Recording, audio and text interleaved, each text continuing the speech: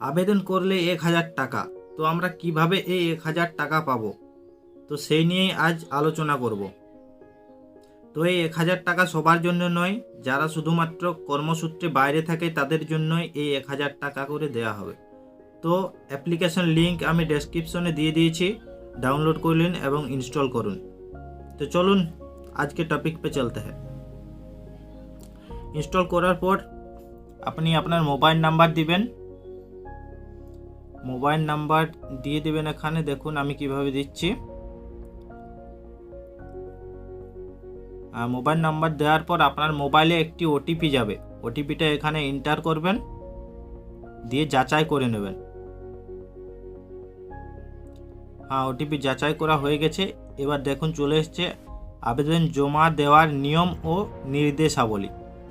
এখানে ভালোভাবে আপনি পড়ে নেবেন কি কি বলেছে, কি কি লাগবে। এই যে দেখুন আধার কার্ড কিভাবে ছবি তুলতে হবে এবং আপনার 1 কপি ছবি লাগবে। ভালোভাবে এটা আপনি পড়ে নেবেন।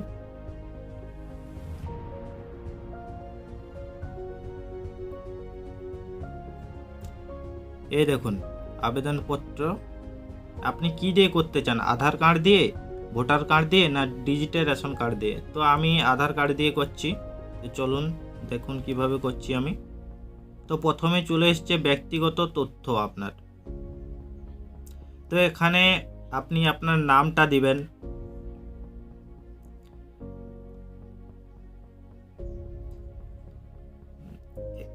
নিচে দিবেন আপনার বাবার নাম,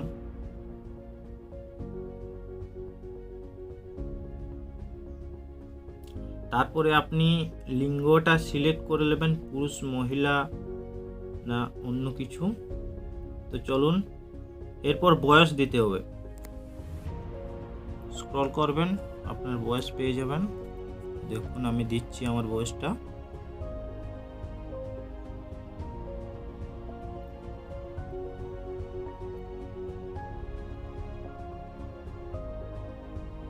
তো আমি আমার বয়স দিয়ে দিয়েছি। এরপরে দেখুন এখানে লেখা রয়েছে বর্তমানে যেখানে থাকা হয়, মানে আপনি বাইরে কাজ করতে গিয়েছেন, আপনি এখন কোথায় রয়েছেন তার পুরো ঠিকানাটা এখানে দিয়ে দেবেন, পিন নাম্বারটাও দিয়ে দেবেন এখানে।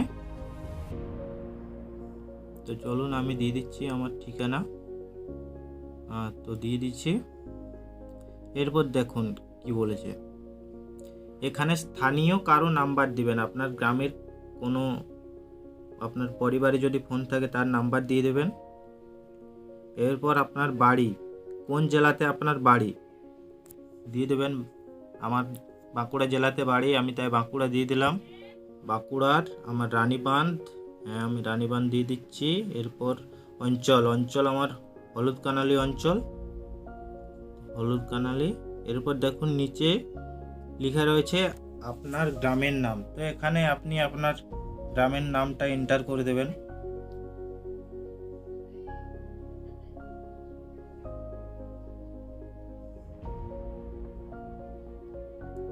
এরপর সেভ করে দেবেন। নিচে রয়েছে পিনকোডটাও দিয়ে দিবেন আপনার, এরপর সেভ করে দেবেন।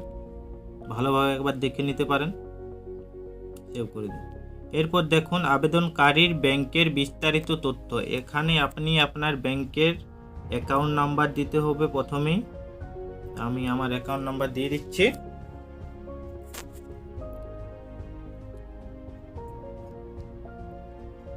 চলুন ভালোভাবে দিবেন দেখে। আমি দিয়ে দিচ্ছি আমার নাম্বার। এখানে আবার একবার দিয়ে দিবেন পুনরায়।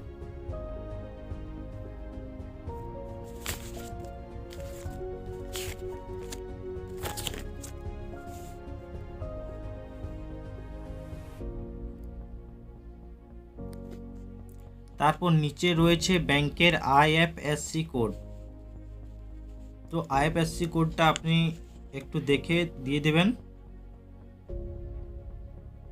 চলুন আমি আমারটা দিচ্ছি, দেখুন কিভাবে করছি। পুরো ভিডিওটা স্কিপ করবেন না, দেখে যান।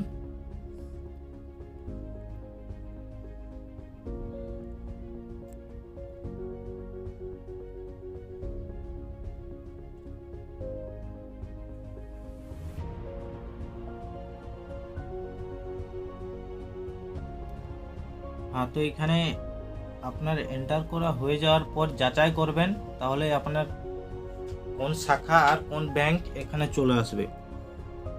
দিয়ে পর ভালোভাবে অ্যাকাউন্ট নাম্বারটা চেক করে সেভে ক্লিক করে দেবেন।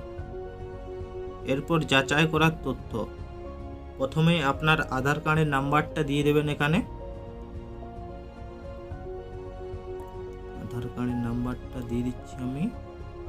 এরপর দেখুন নিচে রয়েছে আপনার আধার কার্ডের 1 কপি ছবি তুলুন।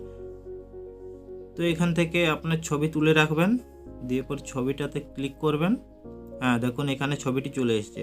তারপর নিচে রয়েছে আপনার ছবি তুলুন, তো আপনার ছবিটিও তুলে রাখবেন, দিয়ে পর দিয়ে দেবেন। এই দেখুন আমি আমার ছবি দিয়ে দিলাম, এরপর সেভ করে দিন। হ্যাঁ, তো আপনার এখানে একটু ভালো করে দেখে নেবেন সব কিছু ঠিকঠাক রয়েছে কি না। এই দেখুন সব কিছু এখানে চলে এসেছে, ঠিকানা, গ্রাম সব কিছু চলে এসেছে, আবেদনকারীর ব্যাংকের তথ্য। তো এগুলো একটু ভালো করে দ্বিতীয়বার দেখে নেবেন, ভুল হতেও তো পারে। তো চলুন যাচাই করে নিই একবার। আধার কার্ড ঠিক আছে। তো হ্যাঁ, আবেদনপত্র জমা করুন। এখানে আপনি আবেদনপত্রটি জমা করার জন্য হাতে ক্লিক করে দেবেন। আপনার আবেদনপত্রটি জমা হচ্ছে, দেখুন কি আসছে, জমা হয় কি না হয় দেখুন।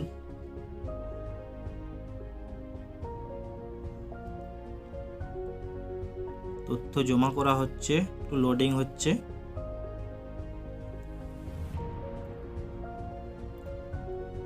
দেখা যাক কি হয়।